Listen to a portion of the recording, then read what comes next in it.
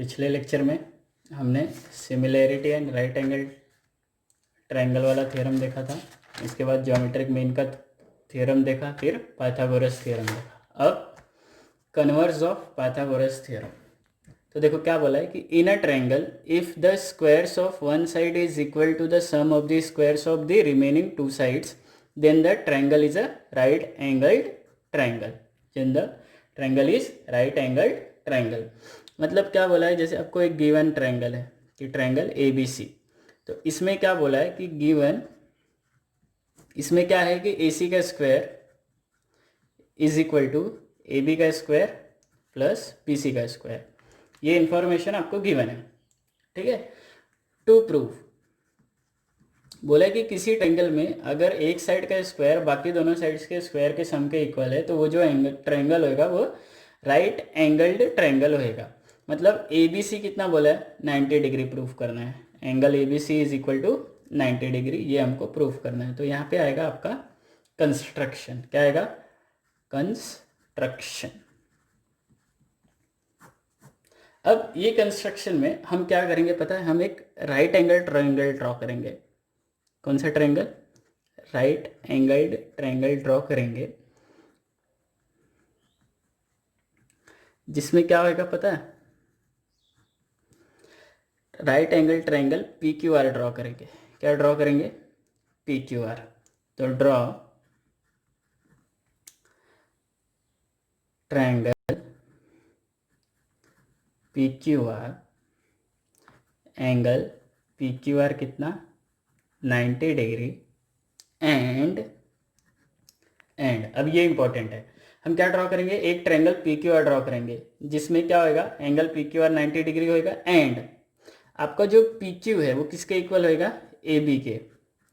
P Q equal A B and Q R जो है वो आपका किसके इक्वल होएगा, बी सी के।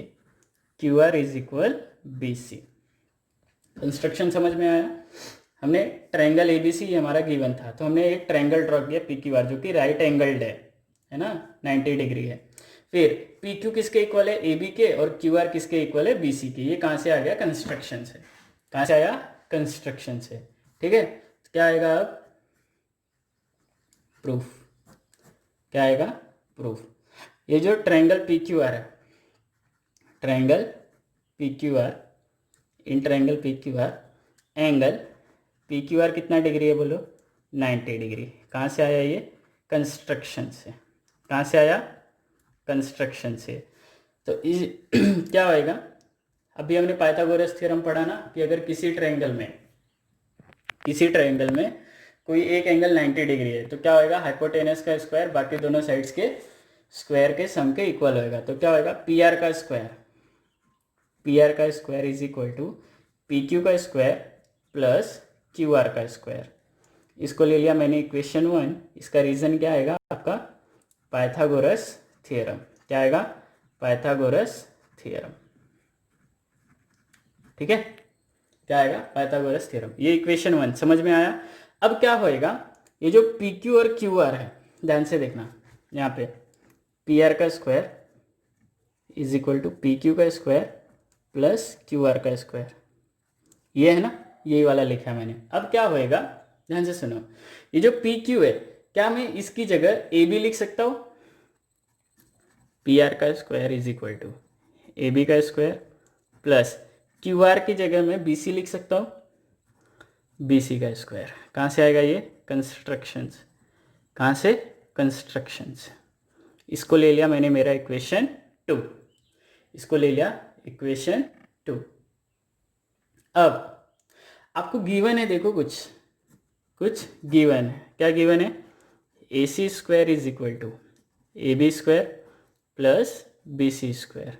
ये इंफॉर्मेशन गिवन है। इसको ले लो इक्वेशन 3। तो इक्वेशन 2 और 3 का देखो आर एच एस सेम है, तो एल एच एस भी क्या होएगा, इक्वल। तो देयरफॉर पी आर का square is equal to A C का स्क्वायर फ्रॉम 2 एंड 3। कहाँ से आएगा, फ्रॉम 2 एंड 3। तो ये क्या हो जाएगा, अगर मैं इसका स्क्वायर रूट लूँगा तो बाय टेकिंग स्क्वायर रूट,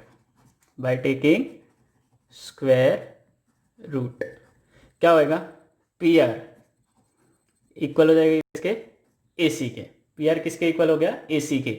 उसके बाद क्यू आर किसके इक्वल है, बी सी के।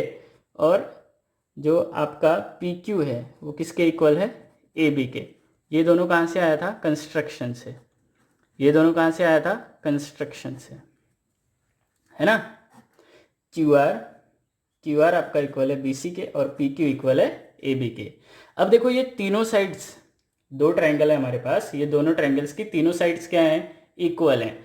तो देयरफॉर क्या होएगा बोलो कि triangle P Q are congruent हो जाएगा ना ट्रायंगल ए बी सी के। कौन सी कॉन्ग्रुएंसी आएगी, ट्रिपल एस कॉन्ग्रुएंसी। कौन सी कॉन्ग्रुएंसी आ रही है यहाँ पे, ट्रिपल एस कॉन्ग्रुएंसी। तो देयरफॉर इनके एंगल्स भी इक्वल होंगे। Angle P Q are equal होगा किसके, एंगल ए बी सी के, corresponding angles of congruent triangles. अब पी क्यू आर कितना है 90 degree is equal to angle A B C. तो therefore angle A B C is equal to 90 degree. Hence prove angle A B C कितना आ गया, 90 degree. आया समझ में, कन्वर्ट समझ में आया।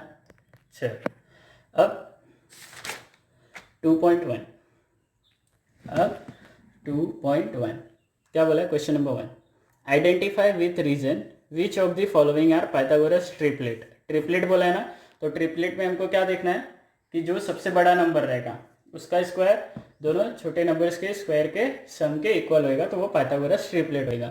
तो ये जो पहला वाला क्वेश्चन है ये मैंने एग्जाम्पल में आपको बताया था, जब मैं आपको पाइथागोरस ट्रिपलेट के बारे में बता रहा था तब मैंने आपको ये बताया था, बराबर है ना। अब क्वेश्चन नंबर 2 देखते हैं, है ना।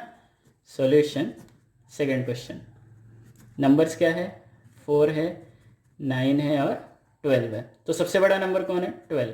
तो 12 का स्क्वायर निकालेंगे, कितना होएगा 144। ये बनेगा मेरा इक्वेशन 1। फिर 4 का स्क्वायर प्लस 9 का स्क्वायर, तो 4 का स्क्वायर कितना 16 प्लस 9 का स्क्वायर 81। तो ये कितना हो जाएगा 6 7 और ये 9, इक्वेशन 2। तो क्या होएगा कि 12 का square is not equal to 4 का स्क्वायर प्लस 9 का स्क्वायर। कहाँ से आएगा ये, from 1 and 2, from 1 and 2।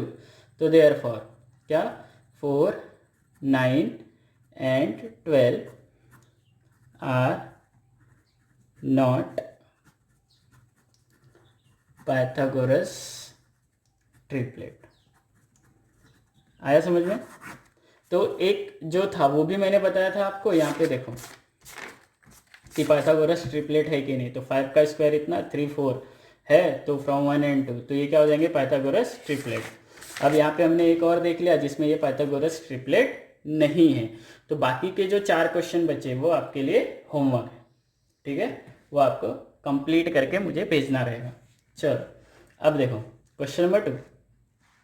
Question number 2 क्या बोला है, in figure angle M N P कितना है 90 डिग्री, एम एन पी कितना है 90 degree, seg N Q perpendicular है एम पी पे, एन क्यू परपेंडिकुलर है एम पी पे। फिर सेग, फिर एम क्यू बोला है आपको कितना 9, एम क्यू 9 है, क्यू पी कितना है 4, 9 है और क्यू पी कितना है 4। तो फाइंड एन क्यू, क्या फाइंड करना है, एन क्यू फाइंड करना। अब ध्यान से देखो, हमने एक थ्योरम देखा था जियोमेट्रिक मीन वाला, है ना, जियोमेट्रिक मीन वाला थ्योरम। इसमें हमने क्या देखा था कि जो परपेंडिकुलर होएगा वो इन दोनों का क्या होएगा, ज्योमेट्रिक मीन। तो इसका सॉल्यूशन कैसे आएगा, सॉल्यूशन तो सबसे पहले in triangle M N P, in triangle M N P angle M N P कितना है 90 डिग्री, और एन क्यू जो है वो किस पे परपेंडिकुलर है, एम पी पे। ये दोनों इन्फॉर्मेशन गिवन है, ये दोनों इन्फॉर्मेशन गिवन है। तो देयरफॉर क्या होएगा, एन क्यू का स्क्वायर, किसका, एन क्यू का square is equal to M Q into Q P. कौन सा theorem, geometric mean theorem, geometric mean theorem. बराबर है। अब एन क्यू का स्क्वायर हमको नहीं पता, एन क्यू के बारे में हमारे पास कोई इंफॉर्मेशन नहीं है। एम क्यू कितना है हमारे पास, एम क्यू देखो, एम क्यू कितना है 9 और क्यू पी कितना है 4, क्यू पी कितना है 4। तो एन क्यू का स्क्वायर कितना मिलेगा आपको 36। तो अगर मुझे एन क्यू चाहिए तो अंडर रूट कितना हो जाएगा ये 36। तो एन क्यू कितना मिलेगा आपको 6, एन क्यू कितना मिलेगा 6 हो गया। एप्लीकेशन समझ में आ रहा है ज्योमेट्रिक मीन थ्योरम का, ऐसा ही है, बहुत इजी है, आया समझ में। चल क्वेश्चन नंबर 3 क्या बोला है, in figure angle Q P R कितना है 90 degree, Q P R 90 degree है, फिर पी एम परपेंडिकुलर है क्यू आर पे, ये भी बराबर है, और क्यू एम आर क्या है कोलिनियर है, ठीक है। पी एम कितना है 10 बोला है और क्यू एम कितना है 8, तो आपको क्यू आर फाइंड करना है, क्या फाइंड करना है क्यू आर फाइंड करना है। तो क्यू आर फाइंड के लिए सबसे पहले आपको एम आर फाइंड करना पड़ेगा, क्या फाइंड करना पड़ेगा एम आर। अब एम आर कैसे मिलेगा, तो देख रहे हो यहाँ पे भी कौन सा थ्योरम लगेगा, ज्योमेट्रिक मीन थ्योरम। कौन सा थ्योरम, ज्योमेट्रिक मीन थ्योरम। कैसे पता चलेगा, ये परपेंडिकुलर है, ये लेंथ ये भी क्या है परपेंडिकुलर है, मतलब ये राइट एंगल है और ये परपेंडिकुलर है। तो in triangle P Q R angle Q P R कितना है 90 डिग्री और पी एम जो है वो परपेंडिकुलर है आपका क्यू आर पे। ये दोनों इन्फॉर्मेशन गिवन है, ये दोनों इन्फॉर्मेशन गिवन है, बराबर है। तो क्या होएगा, अब ध्यान से देखो, तो देयरफॉर पी एम का स्क्वायर, क्या पी एम का square is equal to Q M into M R, Q M into M R. कौन सा theorem, geometric mean theorem, geometric mean theorem. अब पी एम पता है मुझे कितना है 10 का स्क्वायर, ये क्यू एम कितना है 8 इंटू एम आर मुझे नहीं पता, बराबर है। तो ये कितना आएगा 100 is equal to 8 into M R. अब 100, अब ये इधर किस में था मल्टीप्लिकेशन, इधर आएगा तो division is equal to M R. तो 2 4 जा और 2 50 जा, 2 2 जा और 2 25 जा, 2 1 जा और 2 12.5 जा, मतलब एम आर कितना मिला आपको 12.5। एम आर कितना मिला 12.5। तो आपको क्यू आर फाइंड करना है, क्या फाइंड करना है क्यू आर। तो कैसे मिलेगा Q M plus M R, क्योंकि क्यू एम आर क्या है कोलिनियर। अब क्यू एम कितना दिया था आपको 8 प्लस एम आर कितना मिला आपको 12.5 is equal to 20.5। Q R कितना मिलेगा आपको 20.5, क्यू आर कितना मिलेगा 20.5। आया समझ में। चलो क्वेश्चन नंबर 4 क्या बोला है, see figure find RP and PS. RP find करना है और पीएस फाइंड करना है using information given in PSR. Information क्या दिया कि आपको एसआर दिया हुआ है कितना 6 और एंगल पी कितना बोला है 30 डिग्री। तो क्या आएगा सॉल्यूशन। तो अगर ये 30 है तो ये कितना डिग्री होएगा 60, क्योंकि ये 90 डिग्री है ना। तो 30 60 90 थ्योरम, कौन सा थ्योरम 30 60 90। देखो यहाँ पे 30 के अपोजिट में जो साइड होएगा 30 के अपोजिट में वो हाफ होएगा हाइपोटेनस का, और 60 के अपोजिट में जो साइड होता है वो √3/2 होता है किसका हाइपोटेनस का। 30 के अपोजिट में वो कितना होता है हाफ, और 60 के अपोजिट में वो कितना होता है √3/2।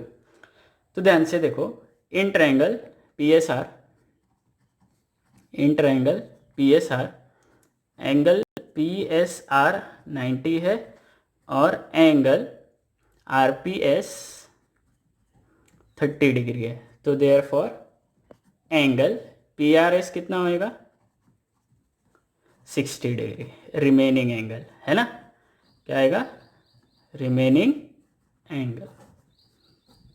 चलो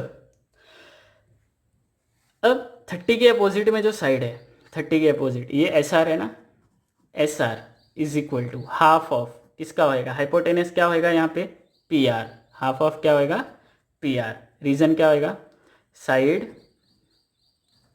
अपोजिट टू 30 डिग्री, या फिर आप क्या लिख सकते हो, 30 60 90, क्या लिख सकते हो, 30 60 90, बराबर है। अब एस आर मुझे पता है कितना है, 6, एस आर पता है 6, is equal to half into P R, तो ये इधर आएगा तो 12 हो जाएगा, is equal to P R. P R मिल गया ना, तो देखो पी आर और आर पी मुझे मिल गया। फिर क्या चाहिए, पी एस।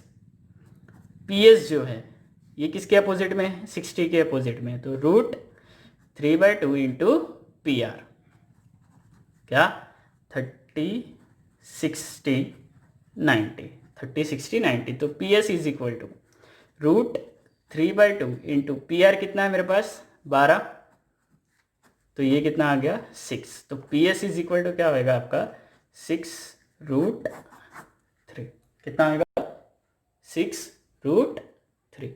आया समझ में, चल क्वेश्चन नंबर 5 क्या बोला है कि for finding A B and B C, A B और क्या फाइंड करना है, B C, with the help of information given in figure complete the activity. Activity complete करनी है, तो एक्टिविटी मैंने लिखा नहीं है तो मैं इसको सॉल्व करूंगा, तो आप एक्टिविटी कंप्लीट कर सकते हो, ठीक है। सॉल्व करने आना चाहिए तो एक्टिविटी आराम से कंप्लीट हो जाएगी। अब देखो यहाँ पे in triangle ABC, in triangle ABC angle ABC कितना है 90 डिग्री, और ए बी इक्वल है किसके, बी सी के, ये दोनों गिवन है, तो देयरफॉर एंगल ए इक्वल होएगा एंगल सी के, है ना। एंगल ए इक्वल होएगा एंगल सी के, किसके इक्वल होगा ये 45 डिग्री के, किसके इक्वल 45 डिग्री के इक्वल होगा, बराबर है। तो अब ये ए बी और बी सी फाइंड करना है, तो ये जो है ये दोनों जो है ये 45 के अपोजिट में आएंगे ना, तो ए बी और बी सी दोनों क्या होंगे equal, is equal to 1/√2 into hypotenuse मतलब ए सी, कौन सा थ्योरम है 45 45 90, कौन सा थ्योरम 45 45 90, तो A B equal B C is equal 1/√2 1/√2 into कितना है ये √8, कितना है √8, ठीक है। तो A B equal B C is equal to, इसको हम क्या लिख सकते हैं 1/√2 इंटू ये जो आपका √8 है, ध्यान से देखो इसको मैं कैसे लिख सकता हूँ, ये √8 है ना, तो ये कैसे आ रहेगा 4/2, कैसे आ रहेगा 4/2। अब यहाँ पे जो 4 है ये परफेक्ट स्क्वायर है, तो 2 बाहर आ जाएगा, तो 2√2 बचेगा, तो इसको मैं 2√2, तो √2 कैंसिल हो गया, तो A B equal B C कितना मिलेगा 2, A B equal B C कितना मिलेगा आपको 2। आया समझ में, देखो क्वेश्चन नंबर 6 आज के लिए लास्ट क्वेश्चन क्या बोला है, देखो find the side and perimeter of a square whose diagonal is 10, क्या बोला है साइड और पेरीमीटर फाइंड करना है, साइड और पेरीमीटर फाइंड करना है जिसका डायगोनल कितना है। चलो तो सॉल्यूशन,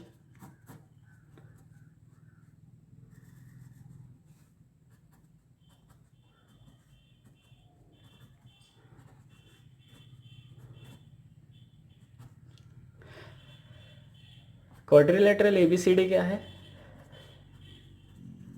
स्क्वायर है, और एसी कितना है आपका 10 सेंटीमीटर, एसी कितना है 10 सेंटीमीटर। अब ध्यान से सुनो कि diagonal of square, diagonal of square का एक फॉर्मूला होता है √2 इंटू साइड,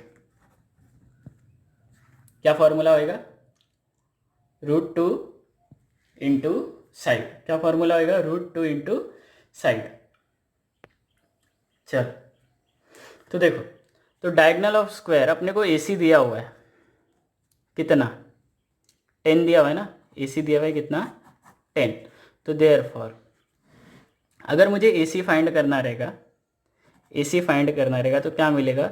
√2 इंटू साइड मतलब AB, √2 इंटू AB, ये कितना है? 10 है। √2 इंटू AB, √2 इंटू AB। अब ये इधर क्या है? मल्टीप्लिकेशन, इधर आएगा डिवाइड। तो 10 अपॉन √2 इक्वल AB। अब हम अपॉन में √2 तो रख नहीं सकते, तो हमको क्या करना पड़ेगा? ध्यान से देखो। अब ये जो 10 है इसको मैं कैसे लिख सकता हूँ? 10 5 इंटू 2।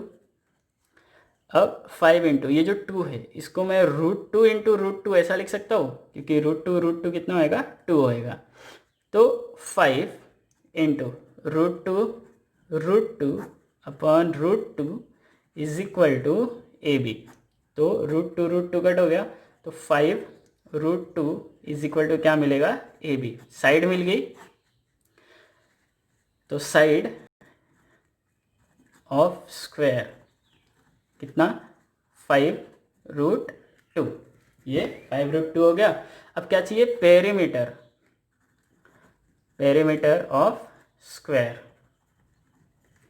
क्या? 4 इंटू साइड, तो 4 इंटू 5√2, ये सेंटीमीटर यहाँ भी आएगा, इज इक्वल टू 5 4 जा 20√2 सेंटीमीटर आया।